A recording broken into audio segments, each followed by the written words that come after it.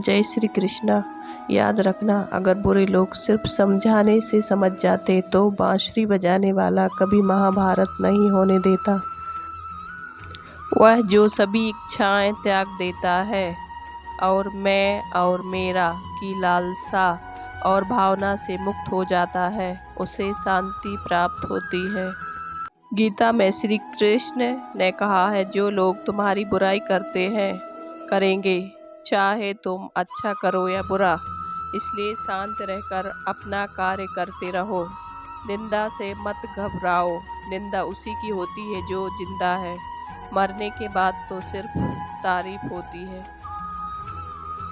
जो मेरी शरण में आता है उसका कभी विनाश नहीं होता। हे अर्जुन, तुम निडर होकर यह घोषणा कर दो, अपने आप जो कुछ भी प्राप्त हो उसमें संतुष्ट रहने वाला, ईर्ष्या से रहित, सफलता और असफलता में संभाव वाला, कर्मयोगी, कर्म करता हुआ भी कर्म के बंधनों से मुक्त रहता है। इच्छा पूरी नहीं होती तो क्रोध बढ़ता है और इच्छा पूरी होती है तो लोभ बढ़ता है। इसलिए जीवन की हर स्थिति में धैर्य बनाए रखना ही श्रेष्ठता है। कुछ ना कुछ कर बैठने को ही कर्तव्य नहीं कहा जा सकता।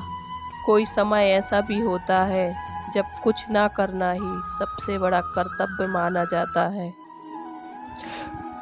स्वयं को ऐसा बनाओ कि जहाँ तुम हो वहाँ सब तुम्हें प्यार करें, जहाँ से चले जाओ वहाँ तुम्हें सब याद करें, जहाँ तुम पहुँचने वाले हो वहाँ सब तुम्हारा इंतजार करें। दीपक बोलता नहीं, उसका प्रकाश परिचय देता है।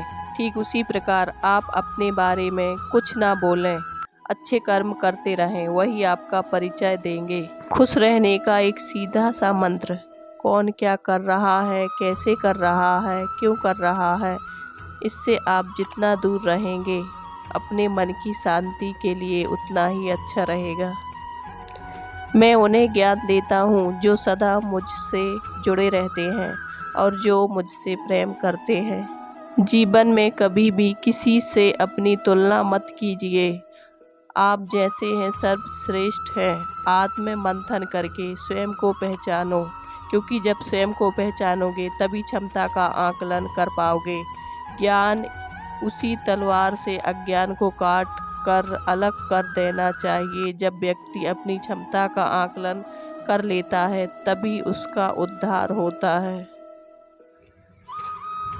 वृक्ष कभी इस बात पर व्यथित नहीं होता कि उसने कितने पुष्प खो दिए, वह सदैव नए फूलों के सृजन में व्यस्त रहता है।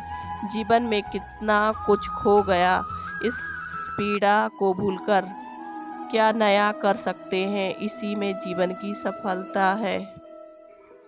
ज़्यादा खुश होने पर और ज़्यादा दुखी होने पर निर्णय नहीं लेना चाहिए, क्योंकि यह दोनों परिस्थितियाँ आपको सही निर्णय नहीं लेने देती।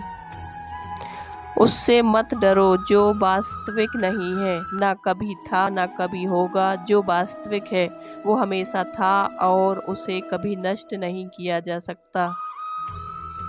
परेशानी आने से इंसान अकेला तो हो जाता है, पर उस समय इंसान को यह जरूर पता चल जाता है कौन उसके साथ है और कौन नहीं। जिंदगी में कभी उदास मत होना, कभी नाराज नहीं होना। यह जिंदगी एक संघर्ष सी चलती रहेगी, बस तुम अपना जीने का अंदाज ना बदलना। जीवन में कुछ भी करो, बस एक बात याद रखना, अगर सत्य का साथ है तो ईश्वर का साथ है। तेरे गिरने में तेरी हार नहीं, तू आदमी है अवतार नहीं। गिर उठ चल फिर भाग, क्योंकि जीत संक्षिप्त है, इसका कोई सार नहीं।